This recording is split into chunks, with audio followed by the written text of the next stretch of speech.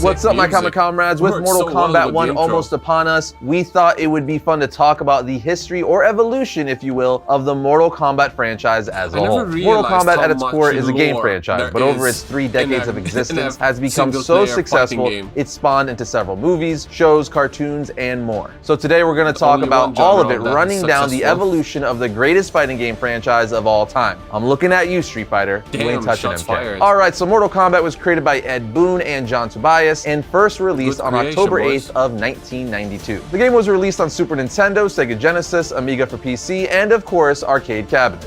God, I miss arcades. I mean, you can still find them, but they're not nearly as commonplace as they were in the 90s. Many of Friday and Saturday nights were spent at arcades. My dad would take me. It was fantastic. Anyway, let's start by talking about the story or plot for Mortal Kombat, which has only been expanded upon with every game to follow the original release. The story and game take place on Earthrealm, where a legendary tournament is being held by Shang Tsung on a remote island. 7 of its locations act as steps in the game. We learned that the sorcerer Shang Tsung was banished from Earthrealm 500 years ago, but that dude looks way too much like Sozin.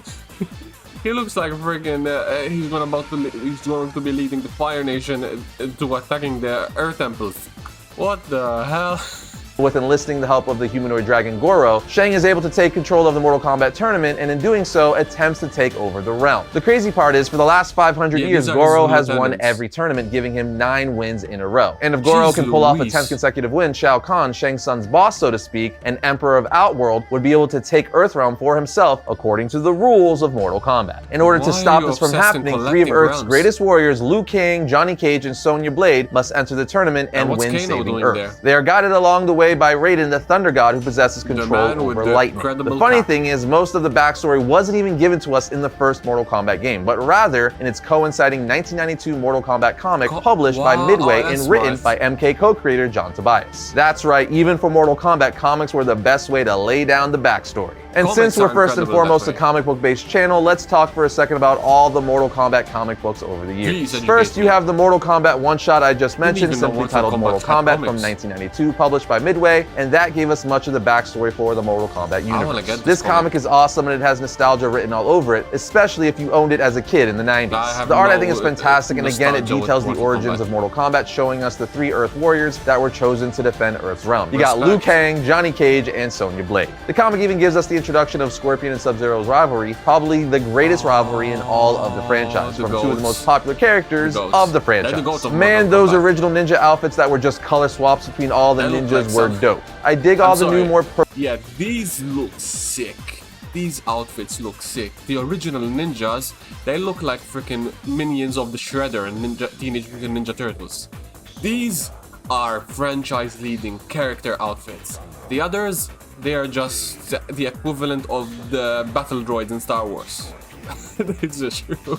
Personalized designs for Sub-Zero, Scorpion, Reptile, and so on, but there's something to be said about the simplicity of just changing the color for all of them. I don't know, maybe it's just nostalgia, but I love seeing them in their classic ninja outfits. Anyway, the comic plays out much like the first live-action Mortal Kombat movie from 1995, and that's mainly because they pulled from this comic book, and if you know anything about me, I'm all about respecting the source material. And that's what they did, which is one of the main reasons the first Mortal Kombat movie is still the best Mortal Kombat live-action movie, hands down. Anyway, from here we would get another Mortal Kombat book in 1993 in the form of Mortal Kombat 2 Collector's Edition, which, as you may have guessed, ties into the Mortal Kombat 2 game. This book is responsible for giving us the comic first appearance of Shao Kahn, Jax, Kintaro, Reptile, Baraka, Melina, and more. It's another comic that I highly recommend you guys read that has nostalgia written all over it, at least for me. Then in 1994, they released the Mortal Kombat 7-issue miniseries through Malibu Comics. We also got the Mortal Kombat Goro Prince of Pain 3-issue series, which is a story focusing all around Goro being transported to Earth by a mysterious sorcerer named Zagat, who basically looks like a Gandalf Joker hybrid. And then there's also the Mortal Kombat Tournament Edition, also published by Malibu. MK over the years would go on to have several comic book titles, including the more recent Mortal Kombat X series that lasted 12 issues and was published by DC Comics. The comic follows the rebooted timeline that took place at the end of Mortal Kombat 9, which we see set in motion in Mortal Kombat X and 11, but more on the rebooted timeline later. Now it's time to get into the actual games. Okay, so there has been a total of 26 6 main, spin-off, and complete edition games for Mortal Kombat over its 3 decades of existence. That is what we like to call a butt ton, ladies and gentlemen, and guess what? I'm gonna name every single freaking one of them. You have Mortal Kombat, Mortal Kombat 2, Mortal Kombat 3, Ultimate Mortal Kombat 3, Mortal Kombat Trilogy, Mortal Kombat Mythology Sub-Zero, Mortal Kombat 4, Mortal Kombat Gold, Mortal Kombat Special Forces, Mortal Kombat Advance, Mortal Kombat Deadly Alliance, Mortal Kombat Tournament Edition, Mortal Kombat Deception, Mortal Kombat Shaolin Monks, Mortal Kombat Armageddon, Mortal Kombat Unchained, Ultimate Mortal Kombat, Mortal Kombat vs. DC Universe, one of my favorites for obvious reasons, Mortal Kombat from 2011, aka Mortal Kombat 9, Mortal Kombat Completion Edition, Mortal Kombat X, Mortal Kombat Mobile, Mortal Kombat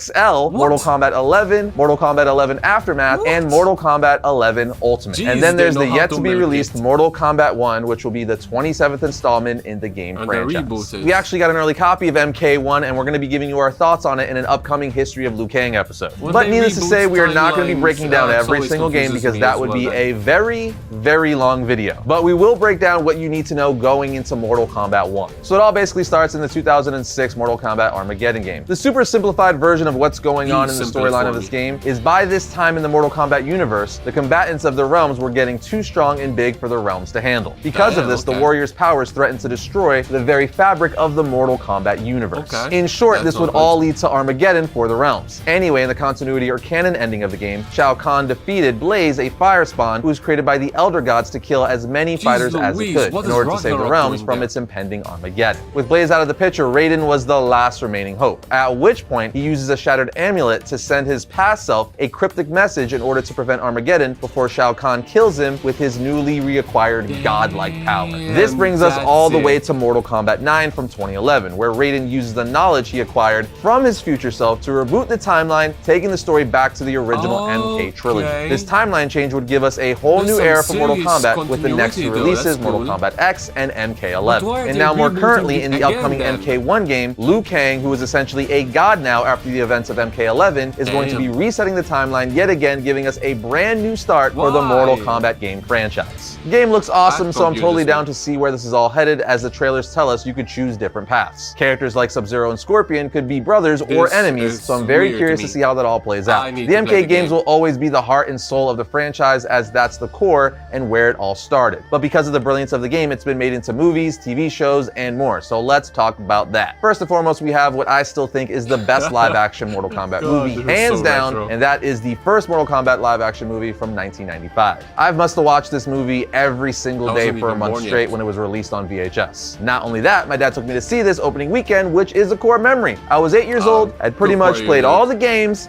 had the trading cards, a bunch of the action figures, and I got to see the movie live action on the big screen. Man, I miss the 90s.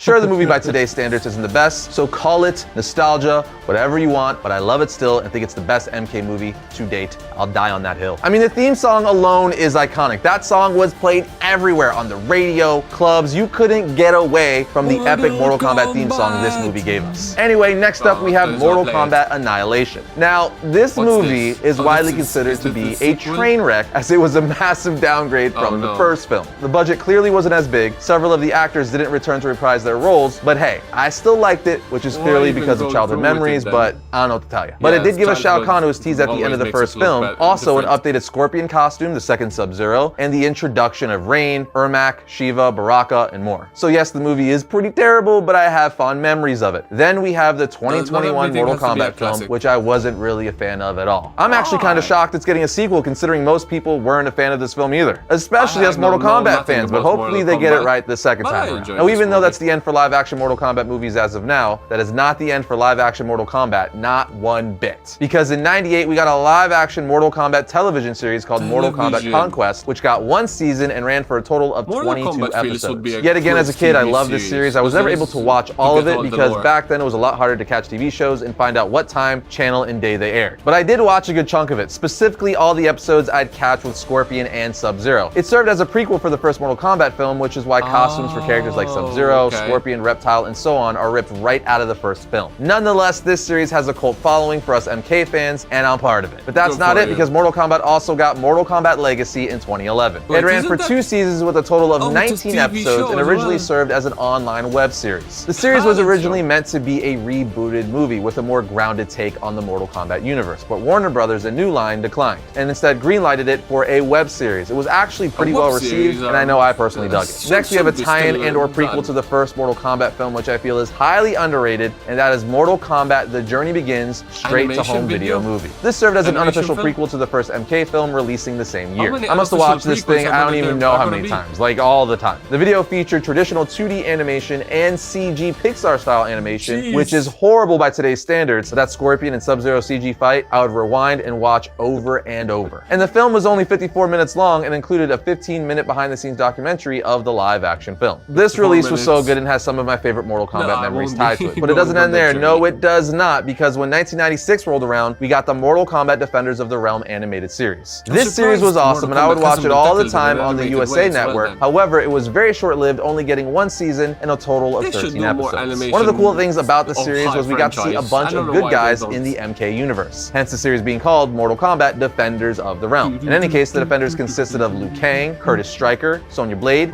Jax, Katana, Sub-Zero, the good one, and Nightwolf. And lastly, we have the Mortal Kombat Legends animated movies that started back in 2020. The first was Mortal Kombat Legends Scorpion's Revenge, which was awesome. Then this led into Mortal Kombat Legends Battle of the Realms, which then would give us Mortal Kombat Legends Snowblood, all of which I highly recommend you watch. But with all that said, now we wait for the new Mortal Kombat game, which will reboot the game franchise, as well as waiting for the sequel to the 2021 Mortal Kombat film. Needless to say, we are not going to have any shortage of Mortal Kombat in years to come, and I couldn't be more happy about that. Because again, it's the greatest fighting game of all time. The Injustice games are pretty close, but that's because it's basically just Mortal Kombat with DC characters. In fact, the Injustice games are made by the same game studio, NetherRealm, that makes the MK games, so no shock there. That wraps up our evolution and or history of Mortal Kombat. It's been a blast to go over all the awesome Mortal Kombat games, movies, and so on that the franchise has